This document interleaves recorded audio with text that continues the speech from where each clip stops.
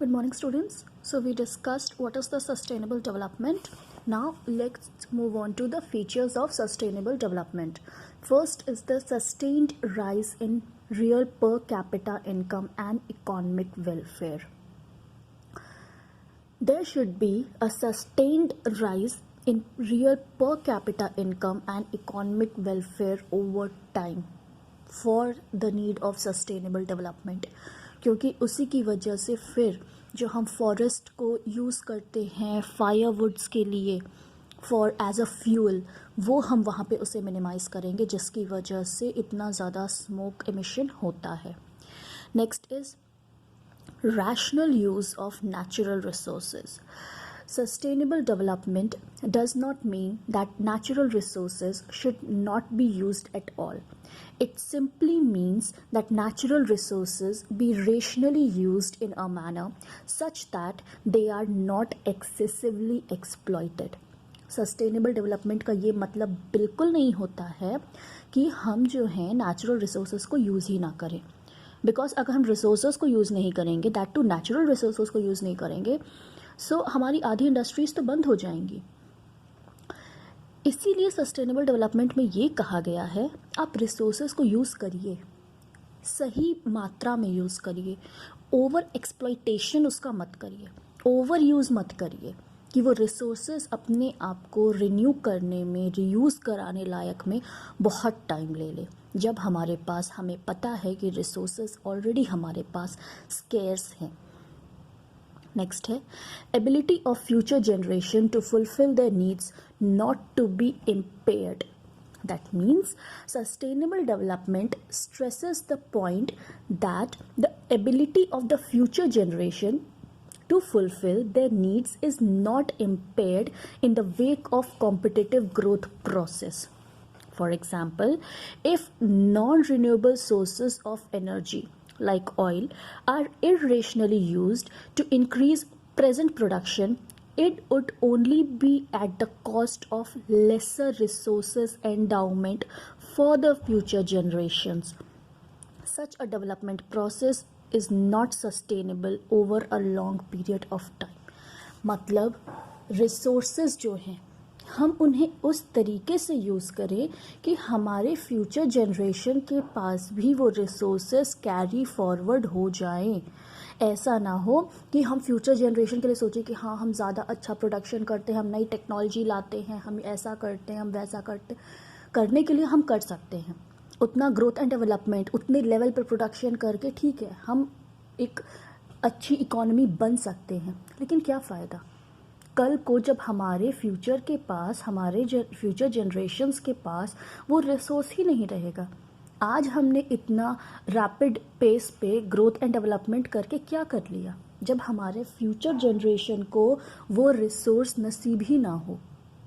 सो sustainable development यही कहता है कि प्रेजेंट टाइम में हमें ग्रोथ देखना है, लेकिन रिसोर्स को ऐसे यूज़ करना है कि फ्यूचर जनरेशन्स के लिए भी वो रिसोर्स हमारे पास अवेलेबल हो.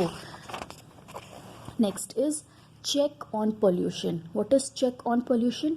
Sustainable development discards or does not approve those activities related to growth which induce environmental pollution.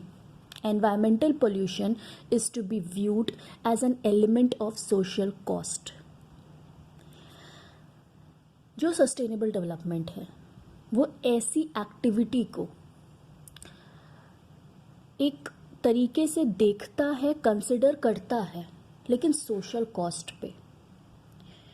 Growth के लिए हाँ हमें इंडस्ट्रीज़ को, प्रोडक्शन हाउसेस को कंटिन्यू करना पड़ेगा, लेकिन वो जो पोल्यूशन वहाँ से एमिट हो रहा है उसे मैनेज कैसे करें, उसे कैसे कंट्रोल करें, इस पे भी चेक करना हमारा बहुत बड़ा रोल है. Next we move on to strategies for sustainable development. The concept of sustainable development does not suggest delimiting the process of growth and development. Sustainable development suggests a judicious or optimum utilization of resources and in a manner such that the pace of economic growth is sustained without challenging the ability of the future generation to grow and prosper. Strategy क्या है sustainable development की? ये एक optimum utilisation of resources है, इस तरीके से कि पेस ऑफ इकोनॉमिक ग्रोथ भी मेंटेन रहे और without challenging the ability of future generation to grow and prosper. इस तरीके से रिसोर्सेज को यूज़ करें कि हमारा जो इकोनॉमिक ग्रोथ है वो भी राइट ट्रैक पे रहे और फ्यूचर जनरेशन को भी रिसोर्सेज के लिए हम प्रोवाइड करें. ऐसा ना हो कि at the cost of growth and development हम उनसे वो रिसोर्सेज छीन लें. राइट? अब ये हो कैसे सकता है? How can it be achieved? 3 conditions हैं हमारे पास. पहला, ऑप्टिमम यूटिलाइजेशन करना है, रिसोर्सेज को एक्सप्लॉयटेशन नहीं करना है, इकोनॉमिक ग्रोथ भी मेंटेन करनी है और फ्यूचर जनरेशन के लिए भी सिक्योर करके रखना है रिसोर्सेज को. What are the possible strategies for achieving sustainable development? Following observation may be noted in this context. पहला, input efficient technology. We are to devise such production technologies which are input efficient.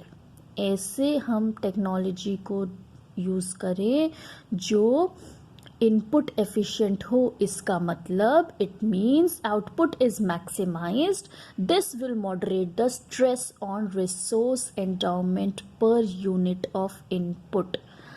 इसका मतलब है ऐसी technology को use करें कि जो हम इनपुट दे रहे हैं उससे मैक्सिमम आउटपुट हम अटेन कर सके. Next, use of environment friendly resources of energy. LPG and CNG are cleaner fuels and environmental friendly. The use of these fuels must be encouraged in place of petrol and diesel, which emit huge amount of carbon dioxide, adding to the stock of greenhouse gases.